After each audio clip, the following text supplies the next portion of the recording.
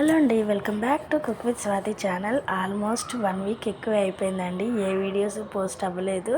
నా గూగుల్ అకౌంట్లో కొంచెం ప్రాబ్లం ఉండడం వల్ల అకౌంట్స్ పోస్ట్ అవ్వలేదండి. టుడే రెసిపీ బిర్యానీ అండి, వెజిటేబుల్ బిర్యానీ. బట్ నా దగ్గర వెజిటేబుల్స్ కూడా చాలా లేవు, ఓన్లీ క్యారెట్, బీన్స్ ఉన్నాయి.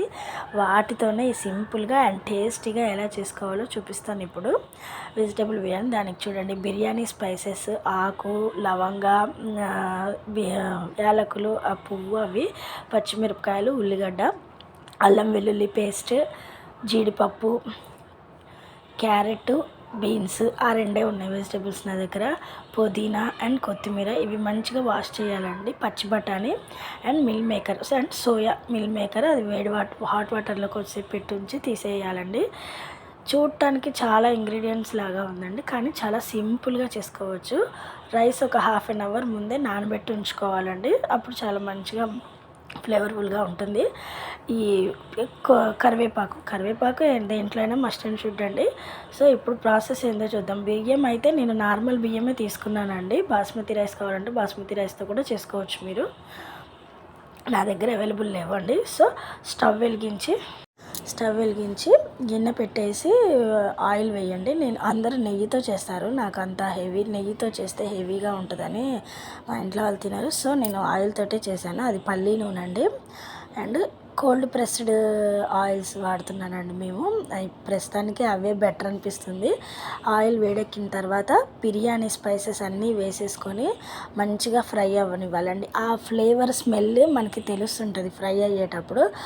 ఒక 2-3 సెకండ్స్ ఫ్రై అయితే చాలు, ఆ ఫ్లేవర్ తెలుస్తుంది. అండ్ ఇమీడియట్లీ జీడిపప్పు వేయండి. జీడిపప్పు కూడా మంచిగా వేగనివ్వాలండి. జీడిపప్పు గోల్డెన్ బ్రౌన్ కలర్ వచ్చేంతవరకు వేగాలి. వేగిన తర్వాత కరివేపాకు వేయండి. కరివేపాకు, పచ్చిమిర్చి అండ్ ఆనియన్ పొడుగ్గా కొయ్యండి, బాగుంటుంది. కూరల్లో లాగా చిన్నగా కాకుండా పొడుగ్గా కొస్తేనే తినేటప్పుడు అలా ఉంటే తినబుద్ధి అవుతుంది, బాగుంటుంది చూడటానికి కూడా. సో ఆ రెండు వేగిన తర్వాత క్యారెట్, బీన్స్ కూడా వేగిన తర్వాత ఏం లేదండి, మనం ఉన్న అన్ని వెజిటేబుల్స్ మంచిగా ఆయిల్లో మగ్గాలండి, ఆయిల్లో ఫ్రై అవ్వాలి. నిండు నూనెలో కాదు, లిటిల్ బిట్ ఒక 3 స్పూన్స్ ఆయిల్లో వేగిన తర్వాత అల్లం వెల్లుల్లి పేస్ట్ నేను ఫ్రెష్గా దంచి తీసుకున్నాను. అల్లం వెల్లుల్లి ఫ్రీజర్లో అయితే కొంచెం ఎక్కువ తీసుకోండి, ఫ్రెష్గా వేసేది స్పైస్ ఎక్కువ ఉంటుంది కాబట్టి కొంచెం తక్కువ తీసుకున్నాను. 1 టేబుల్ స్పూన్ తీసుకున్నాను నేను. అది కూడా పచ్చివాసన పోయేంత వరకు వేగిన తర్వాత గ్రీన్ బఠానీ, పచ్చి బఠానీ వేసుకోవాలండి. పచ్చి బఠానీ నేను ఫ్రీజర్లో వేసాను కాబట్టి అది తొందరగానే మగ్గిపోతుంది. అండ్ పుదీనా కొత్తిమీర ఫ్లేవర్ మస్ట్ అండ్ షుడ్ అండి బిర్యానీకి. ఈ రెండు ఉంటే అసలు సగం ఫ్లేవర్ దానివల్లే వస్తుంది అనిపిస్తుంది. దాని తర్వాత సోయా అండి, హాట్ వాటర్లో వేసి తీసిన సోయా, అదే మిల్ మేకర్.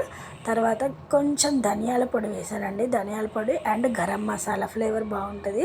వాటర్ పొయ్యక ముందే నానబెట్టిన రైస్ వేసి మంచిగా వేగనియండి. అవన్నీ ఫ్లేవర్స్ బియ్యానికి పట్టిన తర్వాత వాటర్ పోయండి. బియ్యం ఎంత తీసుకుంటే ఇప్పుడు చూపిస్తాను నేను, చూడండి. బియ్యం 1 గ్లాస్ తీసుకుంటే కుక్కర్లో అయితే 1.5 పోస్తే సరిపోతుంది. నేను విడిగా వండుతున్నాను కాబట్టి 1కి 2.5 తీసుకున్నాను. నేను చూపిస్తున్నాను చూడండి. ఈ గ్లాస్తో నేను 1.5 రైస్ తీసుకున్నాను.